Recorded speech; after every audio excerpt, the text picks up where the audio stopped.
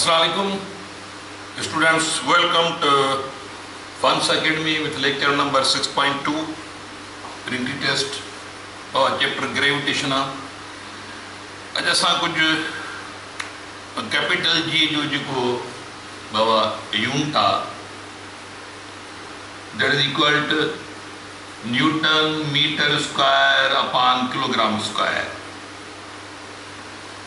India small g acceleration due to gravity के जो ज़ाहिर थी करे, दैट इज यूनिट आहे metre per second square. Okay, तो एक दफ़े आयो तो वो कैपिटल जी स्मॉल जी जे डायमेंशन जो रेशो छा थींदो। पहिरीं ॻाल्हि त कैपिटल जी जो जेको डायमेंशन थींदो, डायमेंशन ऑफ कैपिटल जी ॾिसो हिनखे अलॻि कयो, Newton into metre square into 1 kilogram square. तो न्यूटन के था खोलियूं तो न्यूटन आहे kilogram metre per second square into metre square into 1 kilogram square. Okay, तो वो किलोग्राम जे स्क्वायर में तव्हां ख़त्म करे छॾियो, बाक़ी तव्हांजो metre cube upon second square into 1 kilogram. तो हाणे बाक़ी जेको डायमेंशन तो बचे एल क्यूब टी इनवर्स, माना हिकिड़ो मिनट, ये डायमेंशन छा तो बचे बाबा, L cube upon time square into 1 kilogram mass M. तो बाबा कैपिटल जी जो जेको डायमेंशन थियो वञे that is equal to L cube T inverse square M inverse 1। Okay, वरी बे पासे कैपिटल जी जो डायमेंशन थियो, बे पासे स्मॉल जी जो जेको डायमेंशन थींदो that is equal to L upon T square that is equal to L1 T inverse 2। हाणे चए थो रेशो कैपिटल जी ऐं स्मॉल जी जे डायमेंशन जो रेशो, त कैपिटल जी जा डायमेंशन सन एल क्यूब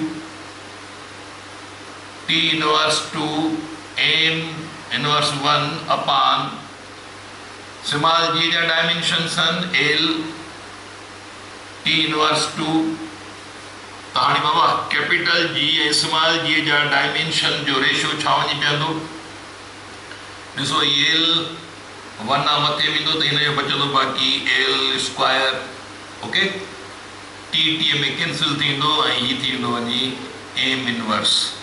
तो कैपिटल जी ऐं स्मॉल जी जे डायमेंशन जो रेशो वञी हीअ बचंदो बाक़ी। इहो थोरो यानी ज़हन में रखी छॾियो हुयो, या थोरी माना अरेंजमेंट या थोड़ी करे छॾियो। ओके, तो अड़े नमूने से या बताब का अड़ी किस्म जी शइ पुछंदी आहे। तो कैपिटल जी स्मॉल जी डायमेंशन जो रेशो जो है so L square M inverse 2। हाणे चूंदा असांजी जेका मेन टॉपिक है that is average density of earth. Average density of earth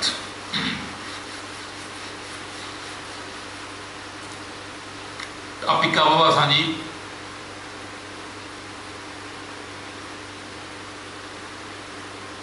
average density of अर्थ। अर्थ जी सरासरी घटाई केतरी आ, average density of earth. Okay, हाणे एवरेज डेंसिटी ऑफ अर्थ बाबा इन में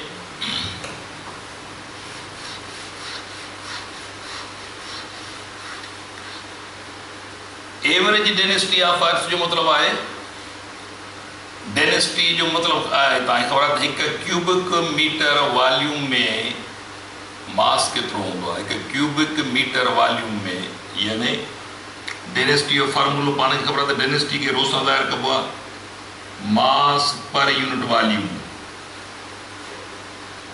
यानी यूनिट वञी पवंदो kilogram upon cubic metre.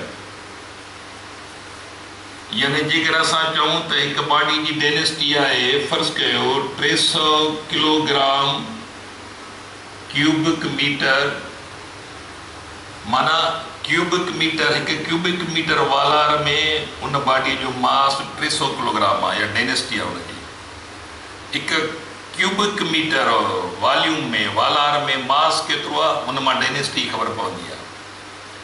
Okay, त हाणे अचो त असांखे खपे बाबा ज़मीन जी सरासरी density. We know that earth is made up of non uniform material. ज़मीन नॉन यूनिफॉर्म मटीरियल जी ठहियल आहे। ज़मीन जी कोर निकिल एंड आयरन ते मुश्तमिल आहे। उन खां पोइ वरी ॿियो तव आहे, वरी टियों तव आहे, वरी चौथों तव आहे। अहिड़े नमूने सां जेको असांजो ॿाहिरियों तव आहे जंहिं ते असां रहूं था, इहो ॿाहिरियों तव बाबा जंहिंखे तव्हां आम ज़मीन यानी जेके तव्हां मिटी था चओ पिया, ॾिसो त इहे ॿाहिरियों तव जेको आहे इहो सरासरी तौरु मिटीअ ते, रेतीअ ते, पहाड़नि ते मुश्तमिल आहे। ओके, पर अहिड़े नमूने सां अंदरूनी तह जेके आहिनि ज़मीन जा अंदरूनी तह डिफरेंट मटीरियल जा आहिनि, उनजी डेंसिटी मुख़्तलिफ़ आहे। उन करे असांखे सरासरी डेंसिटी केतिरी आहे, एवरेज डेंसिटी, या ईअं सम्झो ॼण त ज़मीन हिकु यूनिफॉर्म मटीरियल जी हुजे। ज़मीन जेकॾहिं यूनिफॉर्म मटीरियल जी हुजे ऐं असां ज़मीन मां हिकिड़ो बाल था ॿाहिरि कढूं जेकॾहिं यूनिफॉर्म मटीरियल जी आहे, उन बाल जो वॉल्यूम केतिरो आहे? उन बाल जो वॉल्यूम आहे फ़र्ज़ु कयो 1 क्यूबिक मीटर। 1 क्यूबिक मीटर बाल जो वॉल्यूम आहे। असां हिन ज़मीन जे मटीरियल जो हिकिड़ो बाल आहे। हाणे मिसाल ही ज़मीन जी मिटीअ जो ठहियलु आहे, हिन जो वॉल्यूम तसवुरु था कयूं 1 क्यूबिक मीटर आहे। हाणे हिन जो मास था चेक कयूं त हिन जो मास केतिरो आहे। हिन जो वॉल्यूम 1 क्यूबिक मीटर सम्झो। ये यूनिफॉर्म ज़मीन तसवुरु कयो असां। यूनिफॉर्म ज़मीन जो हिकिड़ो माना पीस कढियो आहे बाल जी सूरत में, स्फेयर जी सूरत में। हाणे हिन जो वॉल्यूम 1 क्यूबिक मीटर आहे। हाणे हिन जो मास था चेक कयूं त मास केतिरो आहे। त यादि रखे छॾियो त 1 क्यूबिक मीटर वॉल्यूम में इहो मास केतिरो आहे ज़मीन जो, ज़मीन जे मटीरियल जो मास केतिरो आहे, उन मां ख़बर पवंदी आहे ज़मीन जी डेंसिटी केतिरी आहे। त डेंसिटी जो फॉर्मूला आहे मास पर यूनिट वॉल्यूम।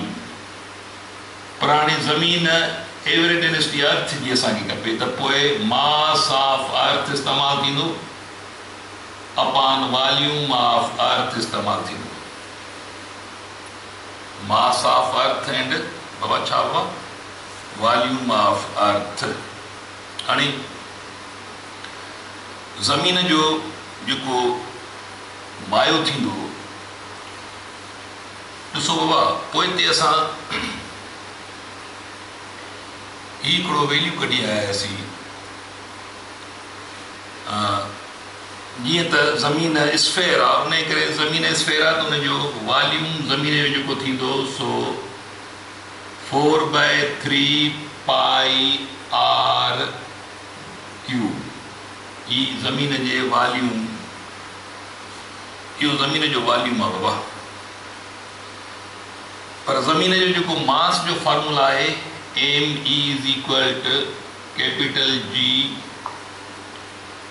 यानी उन में जेको तव्हांजो बुक में इहो वैल्यू लिखियलु अथव ज़मीन जे यानी मास जो जेको फॉर्मूला आहे उहो मास of earth and average density of अर्थ। हाणे मास जेको मास जो फॉर्मूला आहे उहो आहे तव्हां वटि बाबा RE² यानी capital RE² × G upon capital G। इहो मास ऑफ अर्थ जो फॉर्मूला आहे। हाणे असां एक्चुअली पहिरियां असां हिकिड़ो मिनट हिकिड़ी थोरो असां खां डिस्टर्बेंस थी वई आहे उहा हीअ त पहिरियां मास ऑफ अर्थ था लहूं, ज़मीन जो मायो केतिरो आहे। असां एवरेज डेंसिटी खे असां कैंसिल था कयूं, पर पहिरियां लहूं त मास ऑफ अर्थ केतिरो आहे। मास ऑफ अर्थ पोइ था वरी हिन ॾे अचूं त अर्थ जो मास केतिरो आहे। मास ऑफ अर्थ हीअ असां डेंसिटी ऑफ अर्थ खां पहिरियां मास ऑफ अर्थ ई लहणो आहे। त ज़मीन जंहिं ते रहूं था ज़मीन हिकु प्लेनेट आहे, उन प्लेनेट ते ॾिसो त असांजा शहर अॼु पिया आहिनि। ओवरऑल इन ज़मीन ते जेको हिकिड़ो लाइफ प्लेनेट आहे, एनिमल प्लेनेट आहे, त जेके असां रहूं था पिया, इन ज़मीन जो मास केतिरो आहे, इहा ज़मीन केतिरो किलोग्राम आहे। त पहिरीं ॻाल्हि त ज़मीन जो मास मेजर करण लाइ असां न्यूटन जो लॉ ऑफ ग्रेविटेशन इस्तेमालु कंदासीं। असांखे ख़बर आहे त बाबा F is equal to G mass of, ॾिसो G m1 m2 upon r square. Okay, ही फार्मूला आहे। हाणे तसवर कयो त तव्हां वटि इहा ज़मीन आहे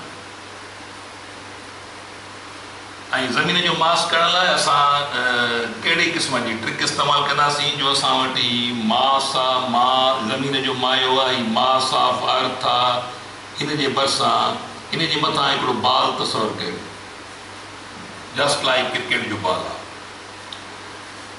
हाणे क्रिकेट जे बॉल जे सेंटर ऐं ज़मीन जे सेंटर दरमियान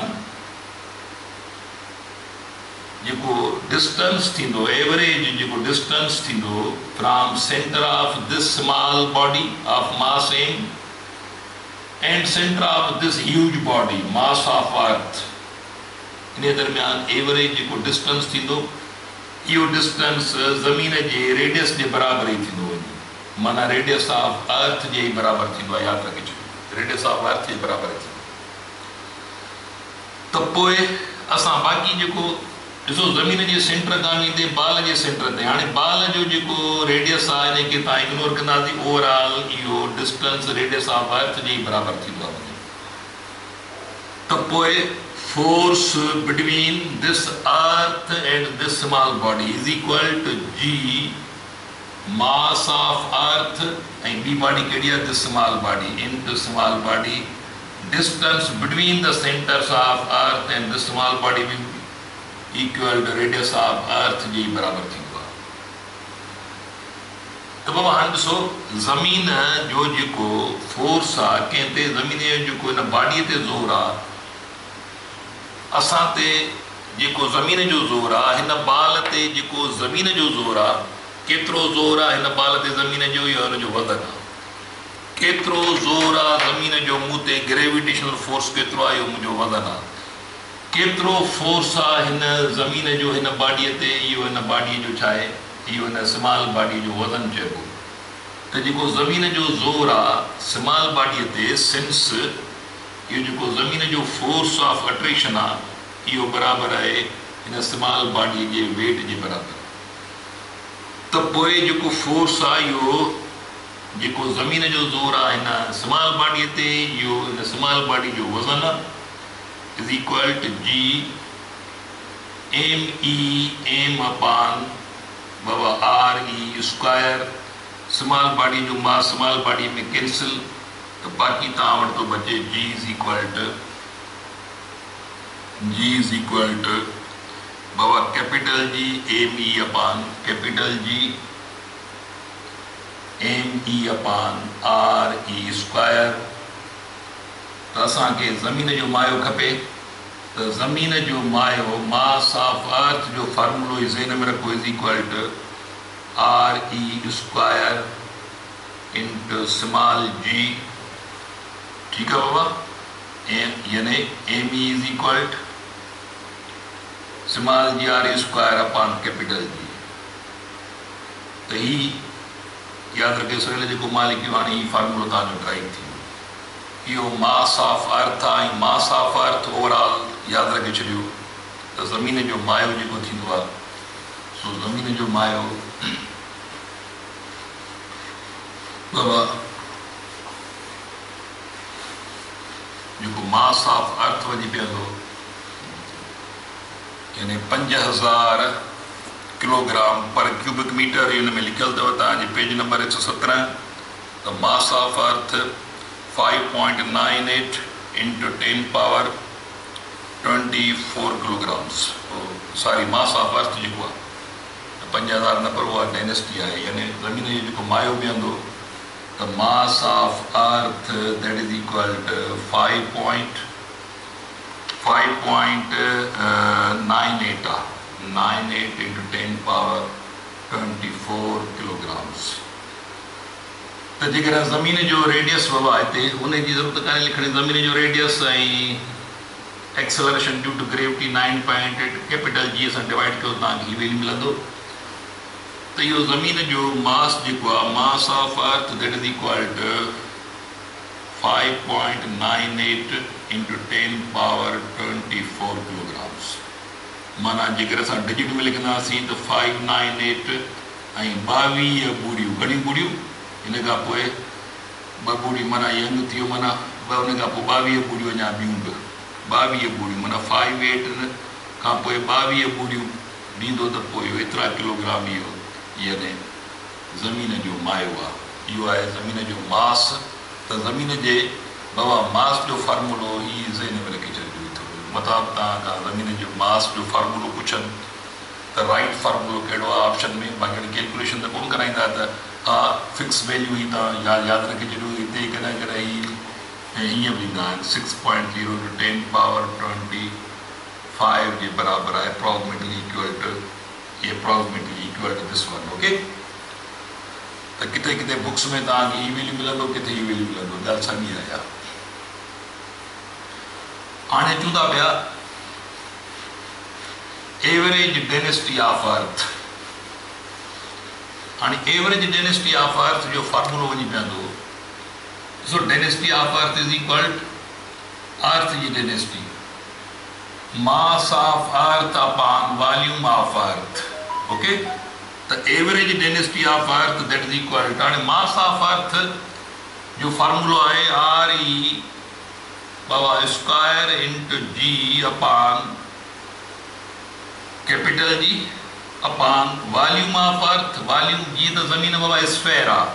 स्फेयर जो volume 4/3 pi radius of sphere जो माना ज़मीन जो रेडियस I3. ओके. तो इनके तव्हां density of earth that is equal RE square into G upon capital G into बाबा 3 मथे अपॉन 4 पाई RE3.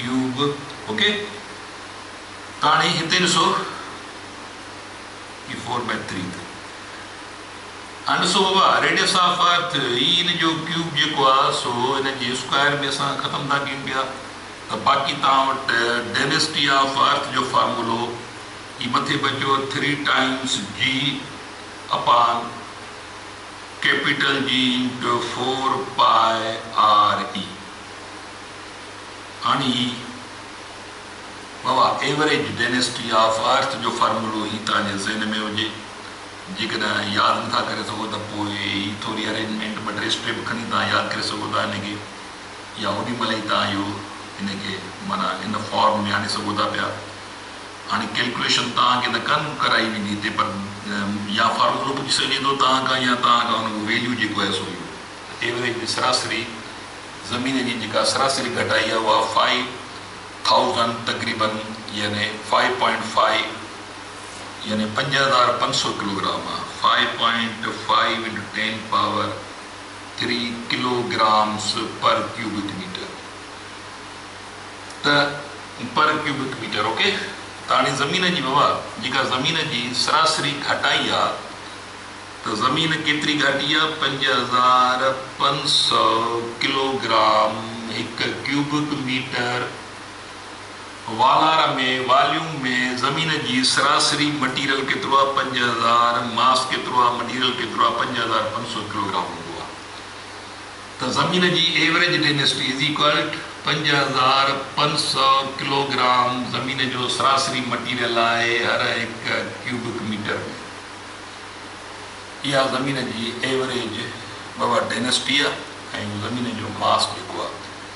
तो इहो मास जो फार्मूलो मास ज़मीन जो उन जो वैल्यू ऐं प्लस उन खां पोइ डेंसिटी जो फार्मूलो ऐं डेंसिटी जो वैल्यू इहो तव्हांजे ज़हन में हुजे. ऐं मास ऑफ अर्थ तव्हांजे मथां का अहिड़ी अरेंजमेंट तव्हां खां पुछनि या छा त इहा तव्हां पंहिंजे ज़हन में रखी छॾियो. ओके.